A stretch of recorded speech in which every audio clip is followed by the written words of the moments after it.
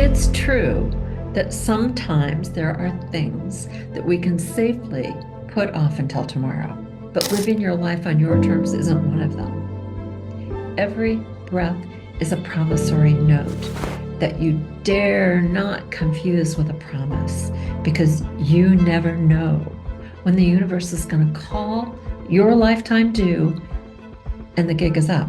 Your life is over. I'm Lynnclaire Dennis, and the most important thing to know about me is that the life I'm living is my life story. Now, sadly, this wasn't always true. It was dying, strangely enough, that gave me a reason to live.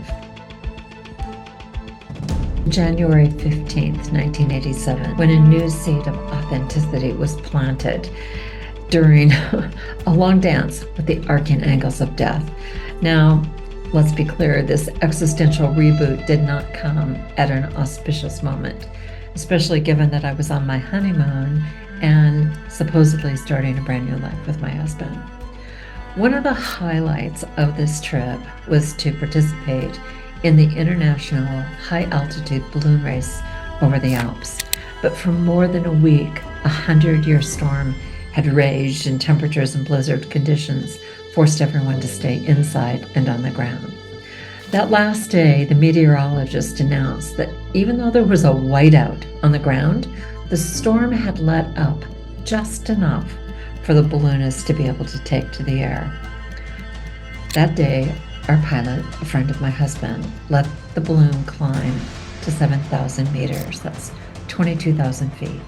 Neither he nor my husband, who is a doctor, realized that they'd made a stupid decision because we weren't using oxygen, which meant our brains were in big trouble. Just talking about it feels like it's happening right now. My last memory is throwing up over the side of the basket, sick after a party the night before, when no one thought we'd fly that day. My first memory in my new life was realizing that I was outside the basket, looking down on my body. Now, my head had come to rest on the suede-covered support that holds up the envelope above the basket, and I was half-seated on two large propane tanks.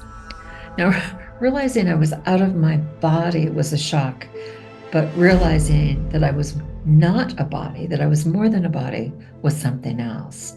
It was then that I thought I heard someone calling my name, and I literally turned and found myself wrapped in the arms of my paternal grandmother. Music, unlike anything I'd ever heard, seemed to carry us across the meadows of Mount Rainier in the state of Washington. It was blanketed in wildflowers, and this majestic mountain had loomed over my childhood as well as my grandmother's home in the foothills of beneath the mountain. That one turn, which was just a 90-degree turn, had somehow taken me 180 degrees from January over the Alps to July in the alpine meadows of Mount Rainier. Now, the reason I knew it was July was because that's the only time of year that the meadows bloom. This moment, several things happened. First, my fear of death, the promise of heaven, and the threat of hell were gone. Now, you can read about my near-death experiences elsewhere. So let me fast forward to the moment that day when the rest of my life began.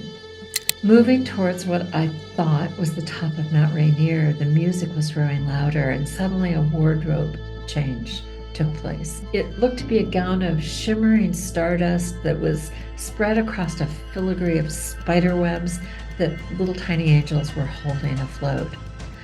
I remember clearly the moment that I realized that it wasn't a gown, it was me. I was looking at my energy. I was looking at my skin suit, basically, as another friend of mine would call it. The next minute, I realized I was leaving. I was stepping out. And in that instant, I left my footprint, probably both footprints, in eternity, and found myself looking into the most beautiful diamond that I'd ever seen. However, at that moment, someone grabbed me and began pulling me backwards.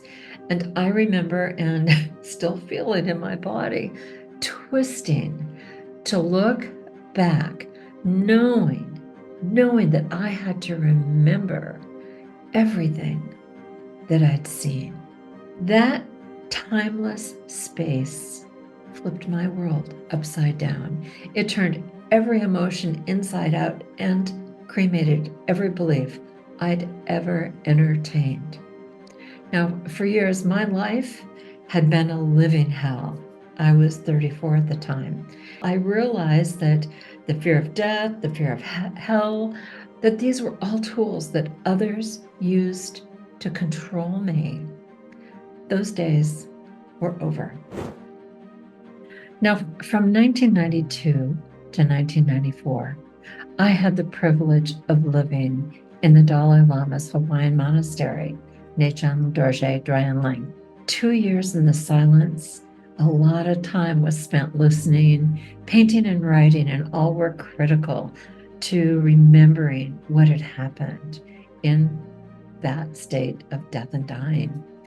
That final spring, 7 years after the experience, I was privileged to spend a significant amount of time with the Dalai Lama's spiritual advisor, Nechang Kutan. On our last day, he gathered all my original art and put it in his satchel. I was kind of surprised, but he told me that my time out in the stillness was over. I didn't know what that meant, and so I said, "Where am I going?" And his reply was simple: "You're going to the world." Now, the first thing he told me to do was to write a book about my experience, explaining that this was necessary so that no one would deny it, and I was then to go to the world of science. You can imagine that I protested, saying that world would certainly be closed to me, given that I wasn't a scientist. And I'm still surprised that he said to me, "They're waiting for you." In 1997, a book was published that was my life story and turned out to be the catalyst that actually brought an international group of scientists together, that it was to explore what I had retrieved from death. Now, I have to tell you that no one thought I would remember. Nobody thought I would be able to get it all back, simply because of the complexity. Now, at first, I thought speaking with them was the most intimidating experience of my life, but then I had to try to answer their questions.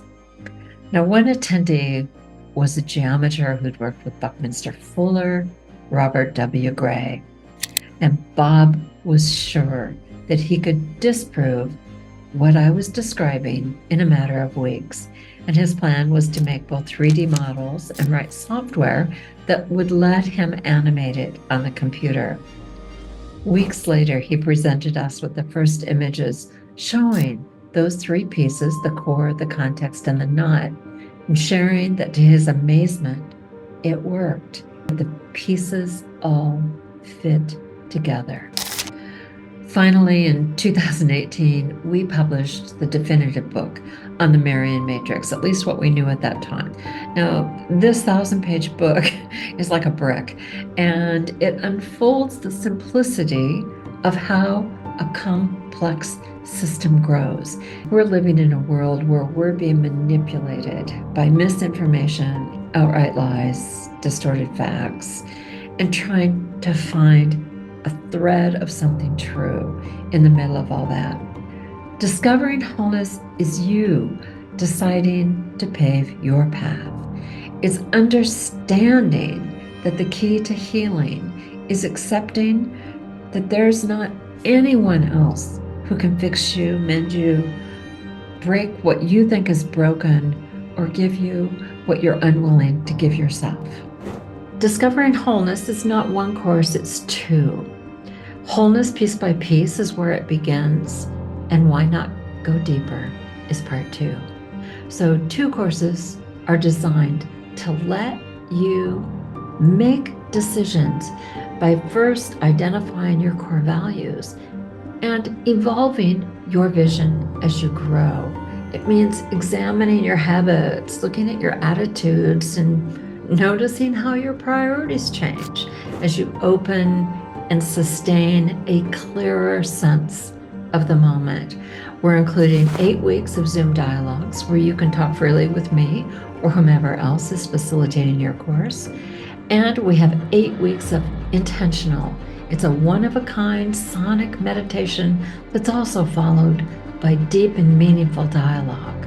Coming face to face with a major health crisis, I learned the hard way that it's the waste of a lifetime trying to do what someone else wants you to do, try to solve someone else's problems. Ignoring what's true for you, denying your needs and wants, you'll quickly realize that this is allowing someone else, be they dead or alive, to manipulate you. And the only place this takes you is deep into self-doubt. And that's where depression, anxiety, and burnout begin. Carl Jung, one of my muses, said this: the privilege of a lifetime is to become who you truly are. And this is the reason we're offering Discovering Wholeness as a lifetime experience. By making this a lifetime offer, you're also free to revisit your questions whenever necessary, your answers, because what worked for me yesterday, I guarantee you wouldn't work today. It also lets you reflect on the universal inside and using it to grow and cultivate perspective, because life is always changing. So no matter what you're going through today, Discovering Wholeness is an experience of self-transformation. It's you recognizing and repairing the potholes on your path, removing the boulders and the high hurdles that either you set up for yourself, as well as those that someone else may have set up as a way for you to fail. We'd love you to answer what we consider to be almost a cosmic dare, and that is to book a free, no obligation call to actually decide for yourself if Discovering Wholeness is for you. We'd love the opportunity to meet you.